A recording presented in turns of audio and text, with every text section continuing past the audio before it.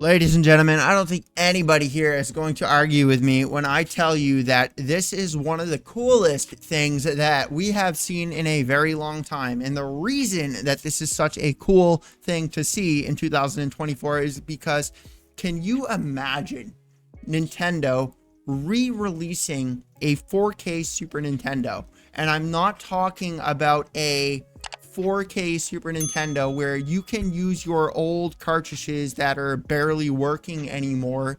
I'm talking about a full-blown re-release of a 4K older console and doing something like a Super Mario Maker kind of, where they can actually let the fans of that platform create the games that they want to create. So what I mean by this is, like, say we have Donkey Kong 64 as an example, and we take you go and buy the new Donkey Kong. Yes, okay, look, I get it. Oh, we gotta rebuy games. Okay, whatever, dude. You don't deserve to play games if you're actually going to complain about that. So you go and buy the new Donkey Kong for the new, or I'm an idiot. So for this console, let's use this as an example. We go buy the new Donkey Kong for this. Or Banjo-Kazooie. Let's actually just use the image here. So you go buy Banjo-Kazooie, we put this into the console. It reads all the files inside of the game, and then you get a maker. Like, you get a maker so that you can, like, create the world as well. Like, you can. Now, obviously, I know this would be super difficult for a 3D console like this right here, like Analogue is doing, but for like a 2D platform, I mean, I could be wrong. For those of you that are into modding games or actually do ROM hacking, then let me know if this would actually be something simple. I'm not 100% sure. I don't do ROM hacking, so I'm not fully aware, but I do know that there's RPG Maker on Steam, and a lot of people find that pretty simple to do. There's a lot of RPG makers that are just running around on Steam. There's also a couple of other things that I wanted to share with you really quickly. So the Nintendo Switch 2 is reportedly going to be very easy to emulate because it's using the NVIDIA stuff that the normal Nintendo Switch was.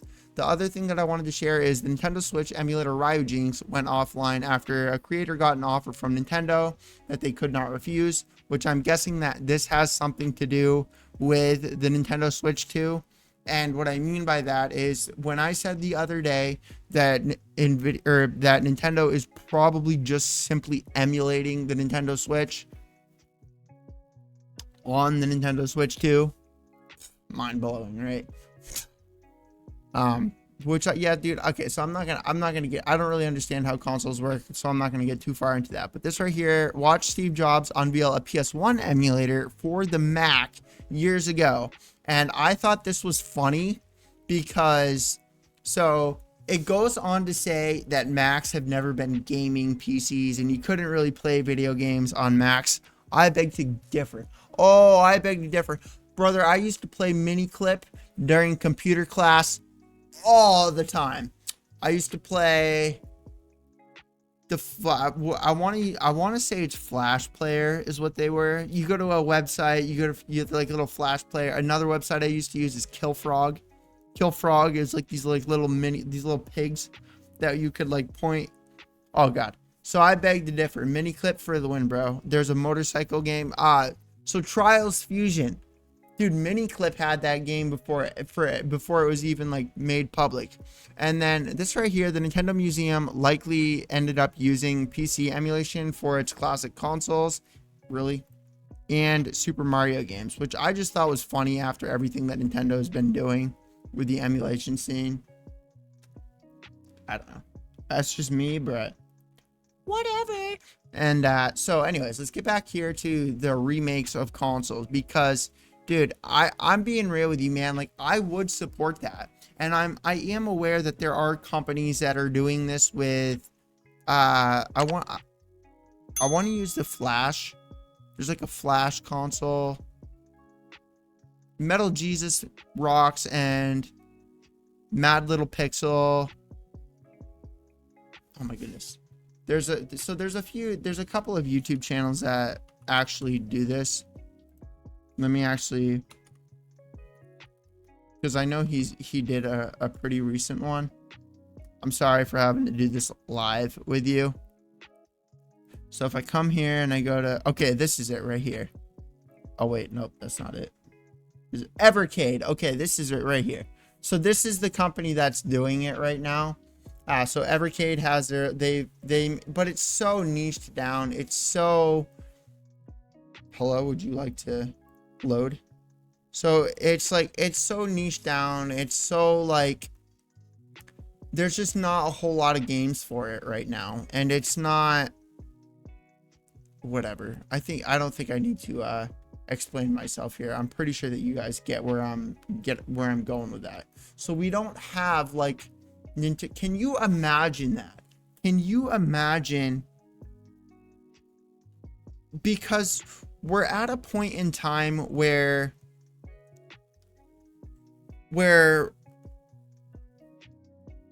because more companies are going to start. Look, dude, emulation, I'm trying to play both sides here. Okay. Like, I agree that emulation, it really, why am I having such a hard time thinking of the word that I'm trying to think of? I understand that emulation saves our old games. I can't think of the friggin' word that I'm trying to think of. But so I understand that aspect, but there's something about having the console. There's something about having the cartridge. There's just something about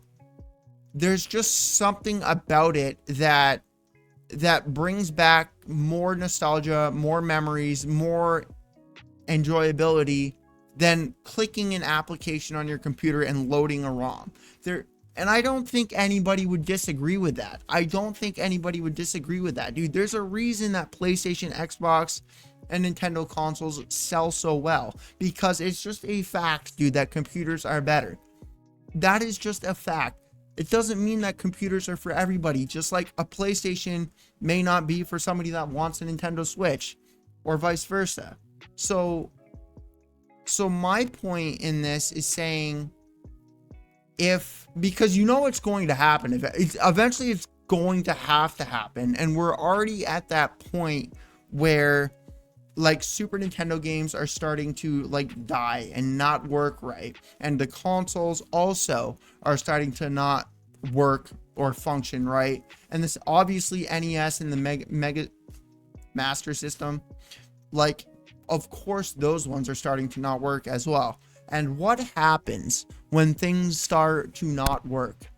Your already inflated $300 Super Nintendo on eBay is now going to be $3,000 because only half of them are functioning. And even then, you're going to go and buy this $3,000 Super Nintendo, and 3 months later, you won't have a Super Nintendo anymore. Okay? So with, like, if Analogue can do this, and they do have a 1080p version of a Super Nintendo, but the problem with that is we're not how do I want to put this? We're not like getting games for it. Like, we're not, I think you guys see where I'm going. Like, we're not getting games for it. And to everybody that says, oh, well, we can just put retro video games on the Nintendo Switch shop.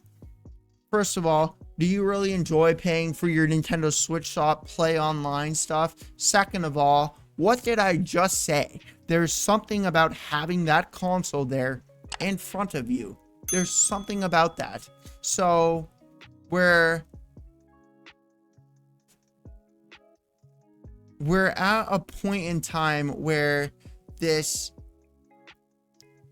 emulation scene is getting mixed up with legal parts, and these legal parts are destroying the ability to have these old games put on new cartridges with new boards, new photos, because they'll be sued for recreating what is not working anymore.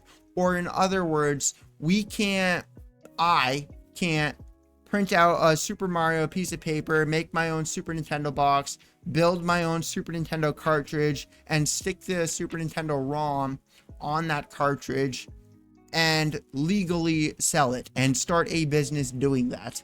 And look, yes, fully aware of the repo scene, fully aware of the fake cartridge scene. I'm not talking about scamming everybody that comes and purchases something from you. I am talking about like actually like having companies do this and like just basically having this, the Super Nintendo 2, if that's what it's called. I don't know, Super Nintendo remake or remastered, whatever, dude, whatever you want to call it. The Super Nintendo 2 is what I'm going to call it. And like having that be the new console, like having that be the console. I think that would be sick, but I don't know. I just thought this was super interesting, man. I'm definitely going to be getting one of these. This is, so the Nintendo 64, I didn't really enjoy. I don't want to say I didn't enjoy it, because there was a lot of games that I did enjoy, but I didn't have the same gaming experience that I had with the Super Nintendo, the Sega Genesis, the Xbox, the PS1. I didn't have a PS2. I know, right? Because I was an Xbox kid. And then, what was the next console? So then I took a huge break from gaming. And I didn't get back into gaming until the end of the PS3 when Destiny came out, and then I got the PS4 when the Destiny PS4, right? Or did I get the PS4 and then, because I know I had the fat PS3, but I know I modded the fat PS3. So I'm trying to think to myself, okay, did I have the PS4 before that? Or did I have the PS3 and then got the PS4 and modded the PS3 after I had the PS4? Or did I have the PS4 and got the PS3 to do emulation? Because before that, I had a modded Wii, which is actually one of the most popular videos on my channel, how to fix a Wii that won't turn on. I'm still a spaz, but I'm not as bad as I used to be. But either way, let me know what you guys think about all this stuff. I just find it very interesting. It's a very interesting time to be alive. So, peace.